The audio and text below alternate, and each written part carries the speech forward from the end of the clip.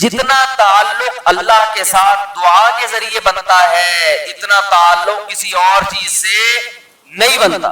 دیکھو کسی سے دوستی کرنا چاہتے ہو, دوستی کا سب سے بہتر طریقہ کیا ہے؟ اس سے گپ شپ شروع کر دو. یہی طریقہ ہے نا بھائی. آپ کا دوست کون ہے؟ وہ جس سے آپ کی گپ شپ زیادہ ہوتی ہو, اسی سے دوستی ہوگی نا.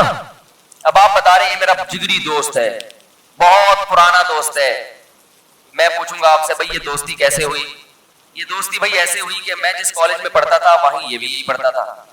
تو کیا کرتے تھے آپس میں؟ کوئی بات چیت ہوتی تھی؟ بات چیت تو نہیں ہوئی کبھی زندگی میں. پھر دوستی کیسے ہو گئی؟ پڑھتے تو بہت سارے لوگ ہیں.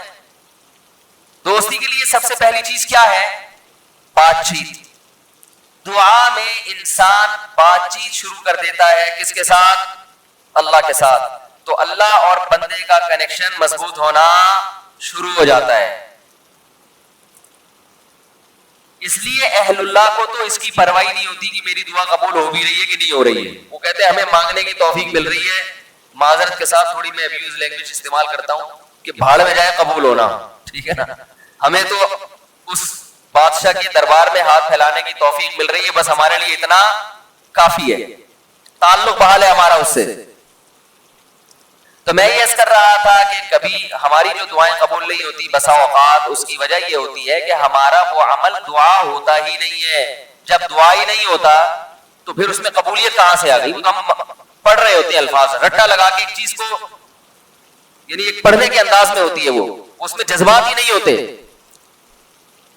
جذبات کن لوگوں کے ہوتے ہیں؟ امام بخاری رحمہ اللہ تعالی کی سوانے پڑھیں آپ. بچپن میں نابینا ہو گئے, والدہ تو آپ کو بڑا علم سکھانا چاہتی تھی, پریشان کہ اللہ یہ تو میرا بچہ ہی نابینا ہو گیا. تو رات کو مصلی پہ گڑ گڑا کے دعا مانگنا شروع کی, اللہ میرے بچے کی بینائی واپس لوٹا دے, اللہ اس کی بینائی واپس لوٹا دے. اتنا مانگا ہے, روتے روتے دعا مانگتے مانگتے آنکھ لگ گئی.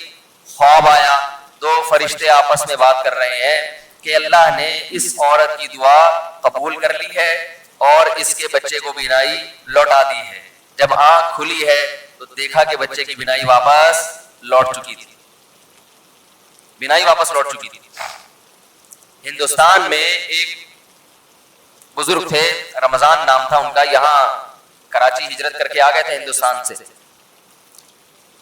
تو جو کوئی اس طرح کے بڑے لوگ ملتے تھے نا جو بھی نیک ہوں پرہیزگار ہوں, تو میں ان سے تھوڑا سا انٹرویو لیتا تھا کہ آپ نے کوئی ایسی کوئی واقعہ دیکھا ہو, کوئی کرامت دیکھی. انہوں نے اپنا بڑا دلچسپ واقعہ سنایا.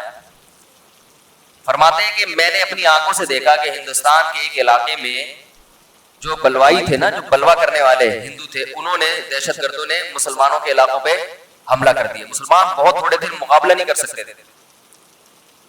کہتے ہیں کہ ایک بزرگ تھے وہیں کہیں مظاہر علوم کے یا دیوبند کے. مقصد میرا یہ نہیں کہ وہ دیوبند کے علاوہ کوئی بزرگ نہیں ہوتا, وہ چونکہ واقعہ ان کا اس لیے لوگ اس کو بھی کہتے ہیں کہ اپنے مسلک کو وہ کر رہے ہیں, وہ اتفاق سے تھے وہاں کے, تو اس لیے میں نے بول دیا.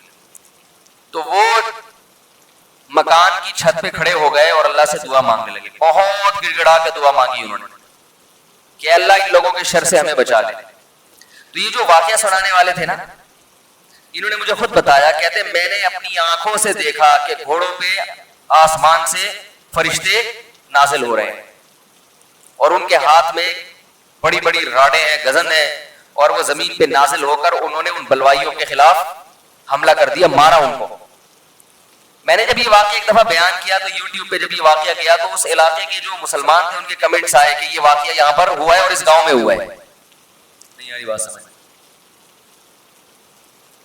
تو یہ کیا ہے؟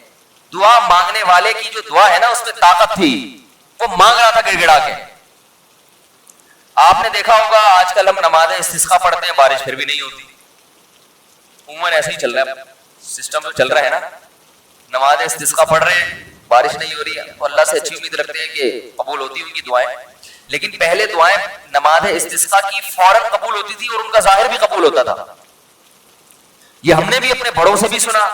میری دادی نے, اللہ ان کی مغفرت کرے, خود بتایا, انہوں نے بتایا کہ ہندوستان میں جب بارشیں برسنا ختم ہو جاتی تھی تو مظاہر علوم سے, دیوبند سے علماء کی ایک جماعت نکلتی تھی سہارنپور سے, اور عورتیں, بچے, مرد, بوڑھے سب ان کے ساتھ نکل کے میدان میں جاتے تھے. خود انہوں نے اپنا واقعہ سنایا, کہہ رہے ہم جاتے تھے میدان میں, بوسیدہ کپڑے پہن کے نماز استسقا میں یہی ہے نا کہ بوسیدہ کپڑے پہن کے جاؤ, اپنے مواشی کو بھی لے کر جاؤ اور شہر سے باہر جاؤ اور دھوپ میں اللہ سے گڑگڑا کے دعائیں مانگو. تو کہتے ہیں ہم جب جایا کرتے تھے بارش کی دعا مانگنے کے لیے تو اتنا یقین ہوتا تھا کہ بارش ہوگی کہ تمبو ساتھ لے کر جاتے تھے کہ جب بارش ہوگی نا تو وہاں دیگیں پکے گی اور کھانا کھایا بھی جائے گا, خوشی میں کھلایا بھی جائے گا. تو وہ کھانے کا سامان گھر سے لے کر جایا کرتے تھے. اور انہوں نے بتایا کہ ہم نے خود دیکھا ہے کہ نماز استسقا کے لیے دعائیں ہو رہی ہیں اور آسمان پہ بادل آئے اور بارش برسنا شروع, اور ہم سب کیا کر رہے ہیں, تمبو لگا کے کھانا کھا رہے ہیں خوشی میں. یہ میں نے خود سنا, نمازی تھی ماشاءاللہ, پرہیزگار تھی, مولانا عبد الرحیم رائے پوری رحمۃ اللہ علیہ سے بیعت بھی تھی وہ. یہ اس لیے فضائل سنا رہا ہوں کہ بھائی امید ہے کہ انشاءاللہ جھوٹ نہیں بولا ہوگا انہوں نے. جھوٹ کیوں بولیں گے بھائی, ان کو پیسے مل رہے تھے. یہاں ہمارے پڑوس میں یہی اسی مسجد میں سامنے ایک ڈاکٹر صاحب رہا کرتے تھے, آپ کو معلوم ہوگا, یہاں ایک ڈاکٹر صاحب رہتے تھے نا سامنے والے گھر میں. ان کے والد صاحب بھی بوڑھے آدمی تھے, اللہ تعالیٰ اگر زندہ ہیں تو اور عمر میں برکت دے, انتقال ہو گیا تو اللہ ان کی مغفرت کرے. میرے سے بڑی گپ شپ تھی ان کی. مجھے بس یہ کہتے تھے آپ اتنے پتلے کیوں ہیں. اب تو میں تھوڑا موٹا ہو گیا تو بہت ہی پتلا تھا. کہہ رہے ہیں آپ مولوی ہو کے اتنے باریک سے کیوں ہیں. ایسی گپ شپ میں مذاق کرتے تھے. تھے جڑے ہوتے ہیں کچھ زندہ دل قسم, لاہور کے تھے, پنجاب کے اصل. تو انہوں نے بھی, ان سے بھی گپ شپ ہوتی تھی. انہوں نے بھی ایسے, میں نے ان کو بتایا کہ ہماری دادی سے ہم نے سنا کہ وہاں ہندوستان میں جب جایا کرتے تھے نماز استسقا کے لیے تو بارش ہو جاتی تھی. آپ نے کبھی ایسا دیکھا؟ انہوں نے کہا ہم نے خود اپنی آنکھوں سے دیکھا. انہوں نے اپنے 2 واقعات سنائے. ایک انڈیا کا, وہ انڈیا کے پنجاب سے ان کا تعلق تھا.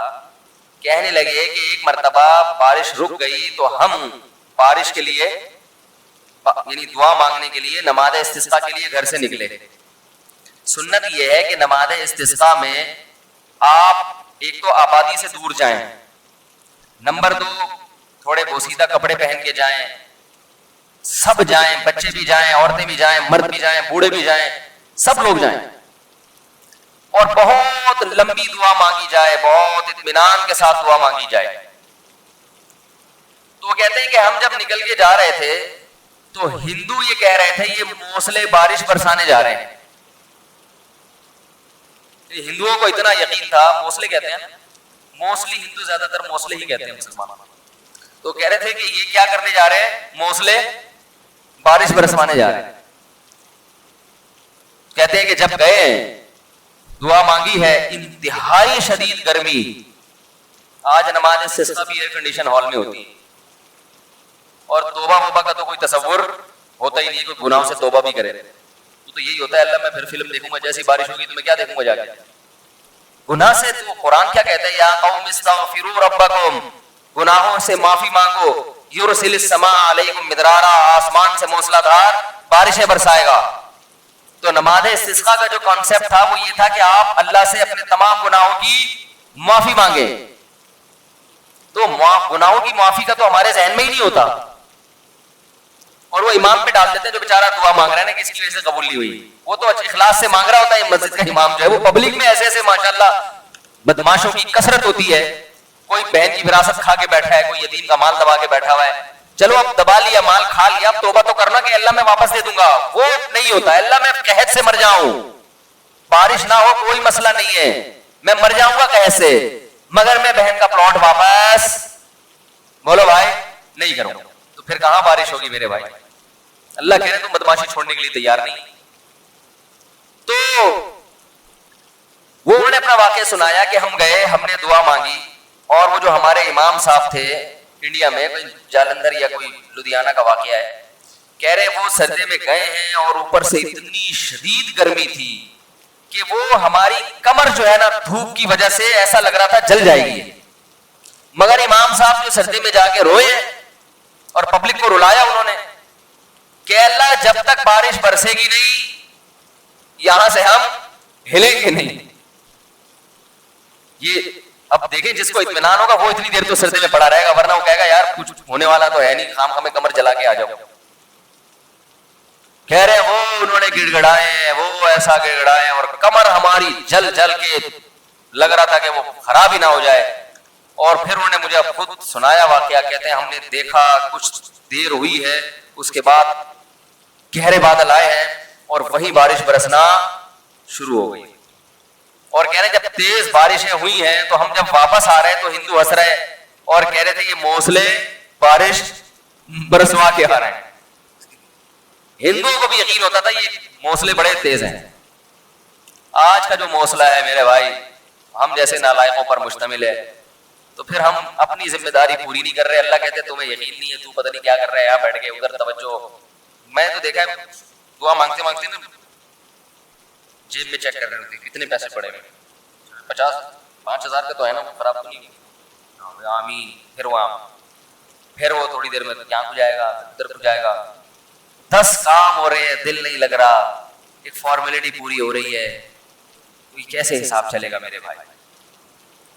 تو دعا قبول ہوتی ہے. بعض دفعہ ایسے ہوتی ہے جیسے میں نے آپ کو بتایا, اس طرح سے بھی ہوتی ہے کہ ادھر مانگی اور ادھر اللہ نے بارشیں برسانا شروع کر دی.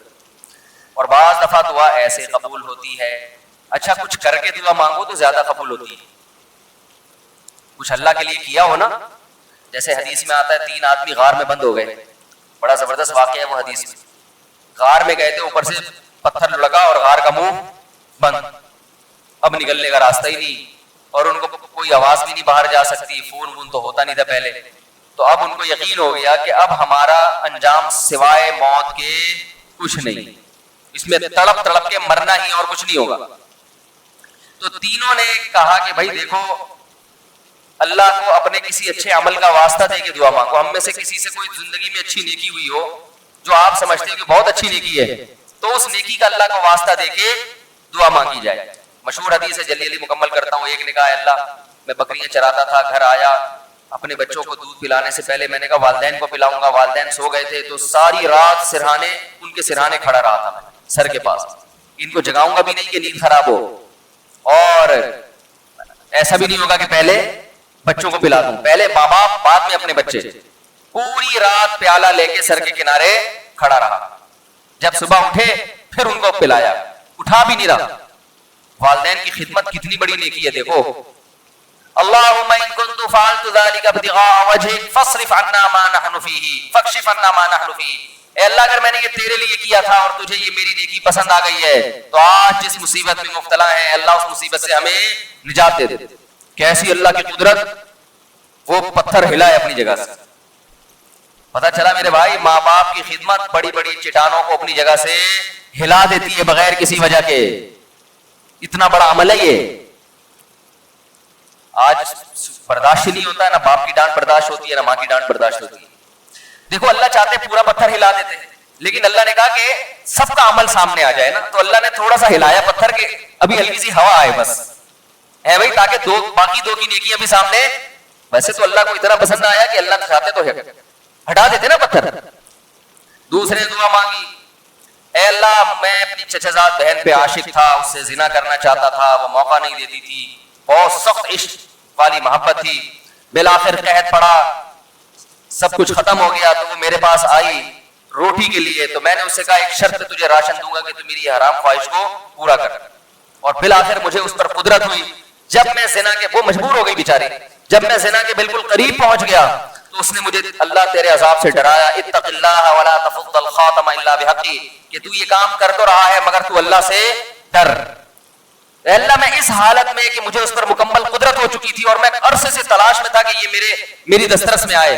آج جب مجھے موقع ملا اور بالکل قریب پہنچ گیا زنا سے, تو اس نے مجھے کہا اللہ سے ڈر, تو اللہ میں تیرے خوف سے پیچھے ہٹ گیا.